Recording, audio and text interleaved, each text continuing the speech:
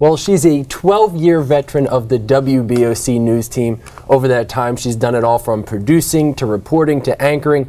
I'm talking about, of course, Alice Bavis. Alice, thanks for joining me. Thank you. Now, I know you've done a lot here, but today what we want to do is get to know a little bit more about you, if that's all right. Sure. So I know you grew up just outside of Baltimore, or actually in Annapolis. How was that? Well, growing up in Annapolis is a lot like, I would think, growing up here, which is one of the reasons why I like being here so much. But, you know, it's a small knit community. You get to know everybody, you know your neighbors, but, you know, there's also a lot of stuff to do. Very active in water sports, water activities, just being near the Chesapeake Bay. It's hard to be away from water when I'm not, you know, near it. I feel like sort of landlocked. I know that feeling because I grew up in Jersey on the shore, and that's one of the things I loved most about it was just swimming in the ocean or wherever. So you were more into sports. You weren't really a bookworm, were you? I was a little bit of a bookworm, I would say, but I was more into theater and dancing. That was cool. My big thing that I did. I started taking ballet, tap, jazz and stuff when I was probably 5 years old. So you were in the plays in high school. Yes. Very cool. Now I know after high school you went to Syracuse University, and Syracuse is nowhere near Maryland. It's climate-wise is not the same. How'd you pick that school? It was a 6-hour drive from Annapolis to Syracuse, and I noticed every minute of that drive, and I knew it well.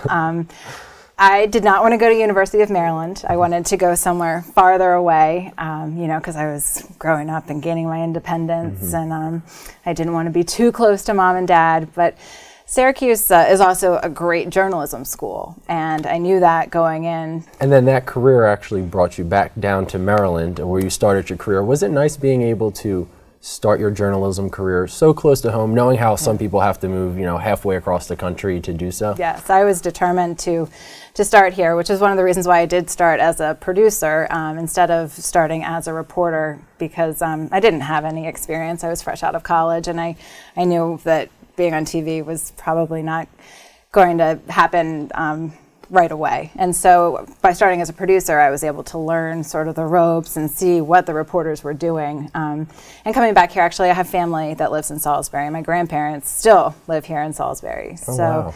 So after you moved down here and you worked here for, I guess, some period of time, there had to have been a point where you were just like, this is home to me. When was that?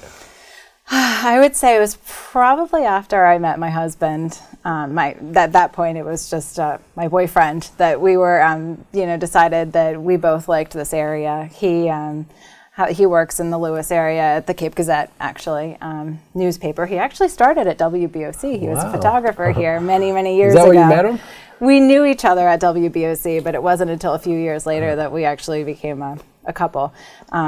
But yeah, we were introduced by a mutual friend, and it was at that point where we both sort of decided that we liked this area. And to be honest, it reminds me so much of Annapolis, being able to be near the water, being near the bay and the ocean, and all of those things kind of reminds me of home. And I know you have 2 kids here. You just had your second kid. Congratulations. Thank you. Is it nice being able to raise your kids at such a nice area, you know, with the beach and everything that you like to do? We joke around. My oldest daughter, who is 2, and my youngest, who's just 4 months now, she thinks that when we go to the playground, she calls it Boats Wawa.